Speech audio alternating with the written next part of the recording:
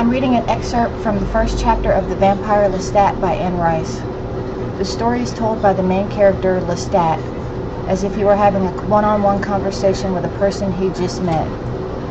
This is the second book in a series, and up to this point in the story, Lestat had led a life filled with many extreme highs and extreme lows, and he became overwhelmed. He decided to retreat from the world, which for a vampire means burying oneself underground. The story begins with Lestat relaying how he is ready to live again, which is something I think that we can all relate to at some point in our lives. He describes himself, his situation, and what drives his desire to resurrect himself. The Vampire Lestat by Anne Rice. Saturday night in the 20th century, 1984. I am the Vampire Lestat. I am immortal, more or less. The light of the sun, the sustained heat of an intense fire, these things might destroy me, but then again, they might not. I'm 6 feet tall, which was fairly impressive in the 1780s when I was a young mortal man. It's not bad now. I have thick blonde hair, not quite shoulder length, and rather curly, which appears white under fluorescent light. My eyes are gray, but they absorb the colors blue or violet easily from surfaces around them. And I have a fairly short, narrow nose and a mouth that is well-shaped but just a little too big for my face. It can look very mean or extremely generous, my mouth, but it always looks sensual. But emotions and attitudes are always reflected in my entire expression. I have a continuously animated face. My vampire nature reveals itself in extremely white and highly reflective skin that has to be powdered down for cameras of any kind. And if I'm starved for blood, I look like a perfect horror. Skin shrunken, veins like ropes over the contours of my bones, but I don't let that happen now. And the only consistent indication that I am not human is my fingernails. It's the same with all vampires. Our fingernails look like glass, and some people notice that when they don't notice anything else. Right now I am what America calls a rock superstar. My first album has sold 4 million copies. I'm going to San Francisco for the first spot on a nationwide concert tour that will take my band from coast to coast. MTV, the rock music cable channel, has been playing my video clips night and day for 2 weeks. They're also being shown in England on Top of the Pops, and on the continent, probably in some parts of Asia and in Japan. Video cassettes of the whole series of clips are selling worldwide.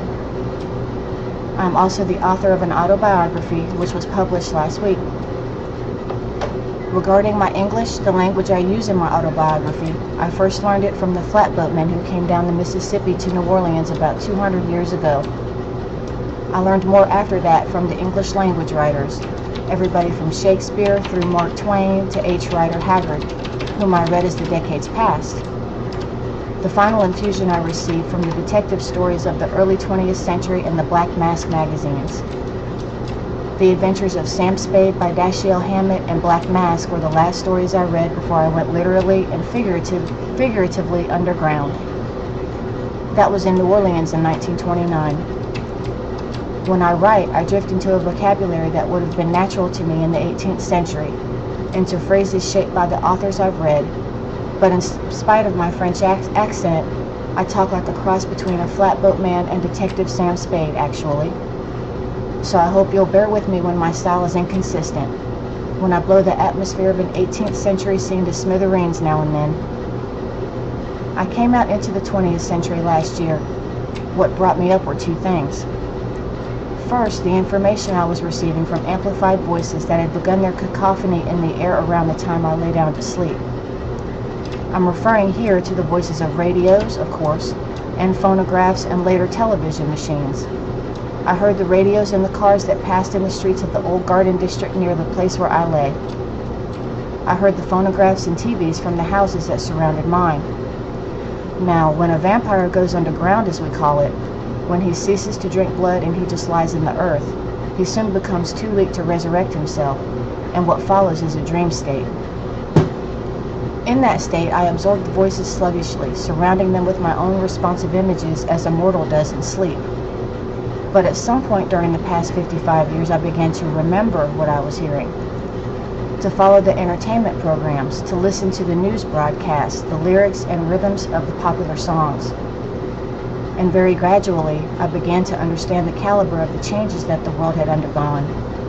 I began listening for specific pieces of information about wars or inventions, certain new patterns of speech. Then a self-consciousness developed in me. I realized I was no longer dreaming. I was thinking about what I heard. I was wide awake. I was lying in the ground and I was starved for living blood.